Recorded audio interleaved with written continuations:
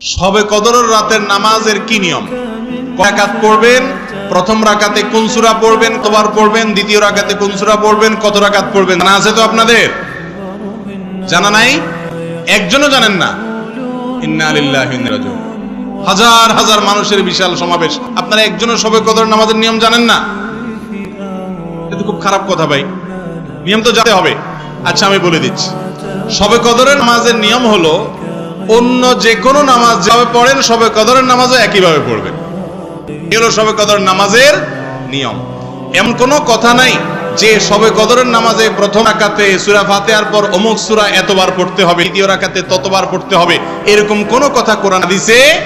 এগুলা মন গড়া বিভিন্ন সিস্টেম, বিভিন্ন পদ্ধতির কথা, বিভিন্ন আপনার বাজারে নামাজ শিক্ষা বই নামে অনেক বই আছে, সব বই না, কিছু কিছু বই আছে, এইসব বইতে শবে কদরের নামাজ এতাকাত, প্রথম রাকাতের এই নিয়ম, দ্বিতীয় রাকাতের ওই নিয়ম, এরকম বিভিন্ন কথা বলা আছে। এগুলো সব ভিত্তিহীন, মন গড়া, এগুলো কোরআন হাদিসে নাই। কোরআন হাদিসে লাইলাতুল কদরে অন্য রাতের মতো আপনি নামাজ পড়বেন, একটু লম্বা সময় নিয়ে পড়বেন।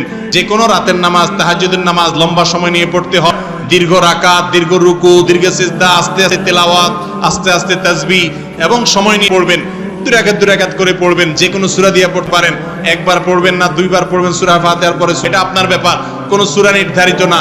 আপনি লাইলাতুল কদরের একটা জিনিস নির্ধারিত, সেটা হলো একটা দোয়া হাদিসে বর্ণিত হয়েছে, আম্মা জানা আয়েশা রাদিয়াল্লাহু তাআলা আনহাকে নবী করিম সাল্লাল্লাহু আলাইহি সাল্লাম শিক্ষা দিয়েছেন, তুমি যদি লাইলাতুল কদর পাও তাহলে দোয়া করবা। কি দোয়া?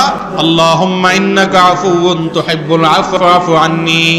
আল্লাহ আপনি ক্ষমাশীল, ক্ষমা করতে ভালোবাসেন, অতএব আমাকে ক্ষমা করে দেন। ক্ষমা করতে ভালোবাসেন, অতএব আমাকে